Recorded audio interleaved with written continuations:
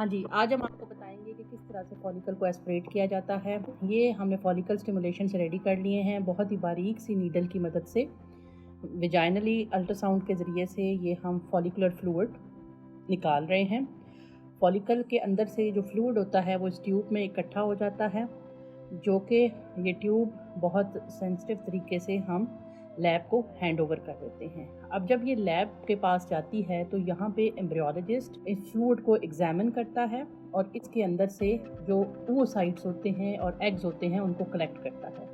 आप देखें ये जो ट्यूब्स होती हैं ये ख़ास टेम्परेचर के ऊपर रखी जा रही हैं। इसमें जितनी भी जो सेफ्टी कैबिनेट है उसका और ये जो वर्किंग स्टेशन है इनके टेम्परेचर कंट्रोल हैं।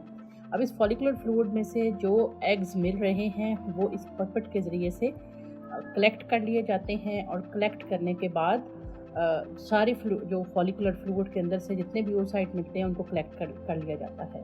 ये जो आपको नज़र आ रहा है ये COC कम्प्लेक्स है, इसको oocyte क्यूमुलस ओवरस कम्प्लेक्स कहते हैं। इसके अंदर एग होता है। एम्ब्रियोलॉजिस्ट स्टार्ट में इनको ढूंढते हैं और जैसे ये मिल जाता है तो इनको इकट्ठा कर लिया जाता है। ये अब जो COC कॉम्प्लेक्स है, क्यूमुलस ओवरस कम्प्लेक्स हमारी ज़ुबान में कहते हैं, इसको हम कलेक्ट कर लेते हैं। कलेक्ट करने के बाद ये इनकी सफाई की जाती है और सफाई के बाद उनमें से जो अंडे होते हैं oocyte होते हैं वो अलग कर लिए जाते हैं। ये वो COC कम्प्लेक्स है, इसके अंदर एग मौजूद है, इसकी सफाई की जाती है और इसमें से जो है वो एग को निकाला जाता है।